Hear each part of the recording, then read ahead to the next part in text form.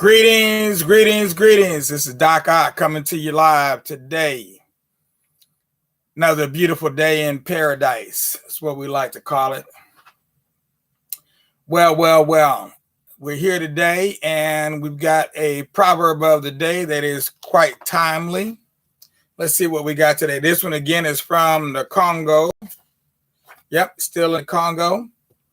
And the proverb for today is, wood may remain 10 years in the water, but it will never become a crocodile. I'm sure I don't have to explain that to you. That seems to be self-explanatory. Wood may remain 10 years in the water, but it will never become a crocodile. Right. That one goes right along with the leopard can't change his spots. And there you go. And we're moving on today. We got a short one today. We might end up doing two today. I'm not sure how I'm going to do this. Haven't decided yet, but we'll see. This first one, though, is I became an aggressor for ghosts. I became an aggressor for ghosts. And here we go. The very day that I completed 3 years in this town. So he's still in the 13th town of Ghost, the town of the short ghost. But when the mother, I completed 3 years in this town. The flash-eyed mother got a letter and warrant about me from the town that I escaped to her. And letters, got a postal service up in there. But when the mother received the letter, she was very annoyed and replied with passion that I am ready for war or for any consequence. Then both parties arranged the day that they would meet on their battlefield for 7 days to come at that time.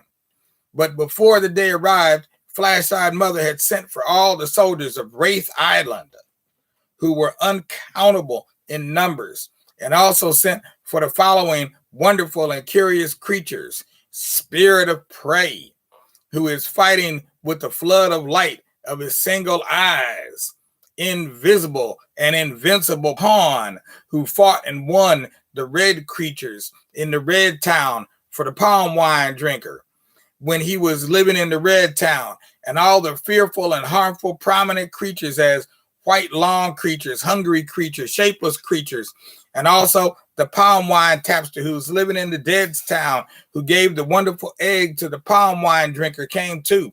So all of them had gathered in this town, the 13th town, before the day came. When the day arrived, Flash-eyed Mother gave a wonderful short gun to every one of the heads of her body, then to the other creatures, after that to all the short ghosts and me as well.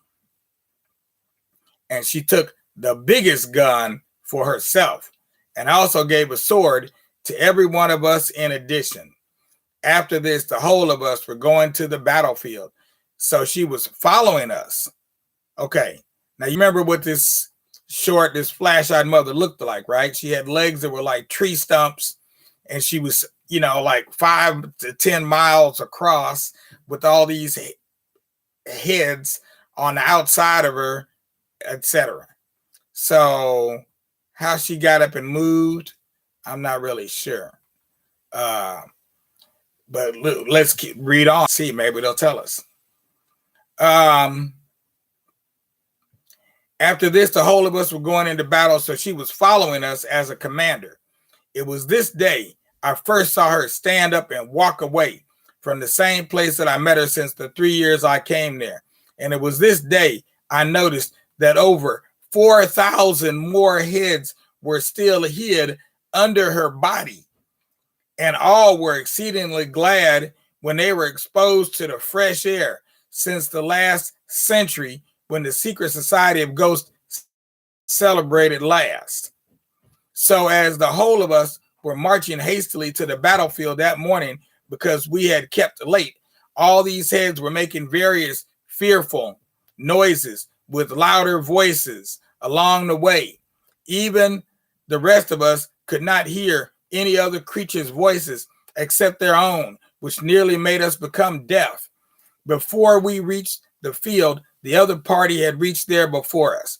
But immediately we reached there, we started to shoot guns at the enemies and using the swords, and they were also shooting us. As this fight was so serious, nobody could eat, sleep, or rest for 3 days and nights. But when we were hiding in a hiding place at night or at any time from the enemies, all these heads would not stop making noises until the enemies would suspect us and then start to shoot us to death. And as it was a powerful war, so through the noises of these heads, all the hero ghosts who were fighting the enemies with us were killed. And also many of the heads were cut away from their mother's body with swords, except their mother, who was fighting on fiercely with her big gun until the invisible and invincible pawn, who had disappeared for a little while, came and killed some of the enemies until the rest escaped to their town. After that, he woke up all the hero ghosts with all the short ghosts who had been killed by the enemies. But to my surprise, as all these heads had been cut down to the ground, all were still crying to their mother. Of course, the invisible and invincible pawn replaced them back on their mother's body. And this means the 13th town won the victory. Wow, that was one heck of a battle. After we won the war, the whole of us were gladly marching to the town. But as the invisible and invincible pawn woke up all the dead soldiers and replaced their heads, which were cut off by the enemies, to their necks, and as my own was cut off as well, so he mistakenly put a ghost head on my neck instead of mine. But as every ghost is talkative, so this head was always making various noises both day and night, and also smelling badly. Whether I was talking or not, it would be talking out the words which I did not mean in my mind, and was telling out all my secret aims, which I was planning in mind, whether to escape from there to another town or to start to find a way to my hometown as usual. All these secret thoughts were speaking out by this inferior head whenever I stood before flash-eyed mother, and also telling lies against me every time that I am abusing her because I did not understand the language of the short ghost. At the same time that I discovered that it was not my own head, which was mistakenly put on my neck, so I reported the matter to the mother. But she simply replied, "Every head is a head, and there's no head which is not suitable for any creature." So I was carrying the earthly body with the head of a ghost about until the faithful mother, the inhabitant of the white tree, who is faithful to all creatures, came and settled the misunderstandings between the two parties when she heard information that there was a war between them. But it was very late before she heard about this war. Having settled the misunderstanding for them, I begged her respectfully to replace my own head back on my neck instead of this one which belongs to a ghost. So she agreed and interchanged it for my original head at once. If not, I should still be carrying the head of a ghost about throughout my lifetime. But at the same time, she had settled the misunderstanding for both parties between the 12th town and the 13th town. Then she went back to her white tree with the faithful hand who accompanied her as a guard, and she inspected the guard of honor, which was specially arranged for her by the flash-eyed mother before she went away. It was this day I knew that this flash-eyed mother is the mother of the invisible and invincible pawn, who is the ruler of all the animal creatures and non-living creatures which he could command to become alive in all bushes of the curious creatures. And it was also this day he washed his mother, who warmed the water with which to wash her body with the flash fire of her eyes, as the water was too cold for her. Having washed his mother, he went back to his bush, which is near the red town, which had been ruined long ago when the palm wine drinker was living there with the red creatures. After the war was over, the short ghost and I continued our usual work as hunters. At this time, I was ill-treated by all these short ghosts with the flash-eyed mother, and also all the heads of her body, as I was the aggressor of the war, which ruined some of them and their opponents as well. So by that, my mind was not at rest to live there any longer, except to continue to look for the way to my hometown, which I had left for about 18 years, as I was remembering my mother at this time always. But as I was at that time, near to become a full ghost, and did not care for any ghost again, because I had seen many of their secrets, except the secret society of ghosts, which is celebrating or performing every century. So whenever I was following the short ghost to the bush, in which we were killing the animals, I would go farther than them. Well, that was interesting. I forgot that she had got up and actually walked around. Yeah, like I said, I haven't read this story in quite a while. Now, tomorrow, yeah, I will. Looks like I will read 2 stories tomorrow. And tomorrow's story will be the Super Lady. I thought I was going to get to Super Lady today, but I won't get to Super Lady until tomorrow. So, end of story for now. Amos Tutuola, a real class act, to say the least. He was Africa's first well-known novelist to be known outside of the continent of Africa. And yeah, we had a little interruption in our stream over there.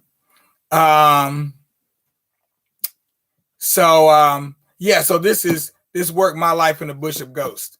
Definitely a real classic. I got some more coming. I'm not gonna read them back to back. I'm gonna intersperse them with some other stories, other tales. I'm even working on some stories about some real people. So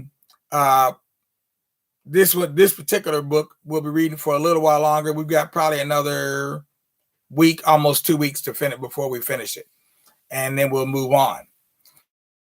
So meanwhile, if you're watching this on YouTube, don't forget to subscribe below. If you're watching this on Facebook, don't forget to give us a like, give us a share, show everybody that you really do care. Share it with a friend, share it with an enemy. Make a frenemy out of your enemy.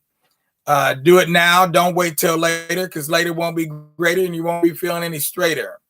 But for us right now, this is it. We're going to have to quit, but we will be back here again at 9. And if you get a chance, go to our Black Facts channel on YouTube and watch our latest production, which is called What's at the Back of the Black Man's Mind. We're going to do a similar production this weekend, but this weekend it'll be on Sunday. And this time it'll all be about the stories of Dr. Seuss. This one is for the youth. Okay, we'll be doing different specials like this from time to time. We'll do one on this time on Dr. Seuss. We'll do one on Anansi one weekend. We'll go back and forth and doing these different specials. So make sure to gather up the children 12 o'clock noon on Sunday for a 1-hour special on featuring the stories of Dr. Seuss as read by none other than moi, that is Doc Ock. I don't speak French. That's about all the French I speak. All right. In the meantime, peace out, Del Cole. I see you over there, and Carol Porter. How you doing today? Oops, somebody else is waving at me. EP Edoko. Good to see you over there too. All right. Welcome to the party. What happened there? Share. Okay. All right. There we go.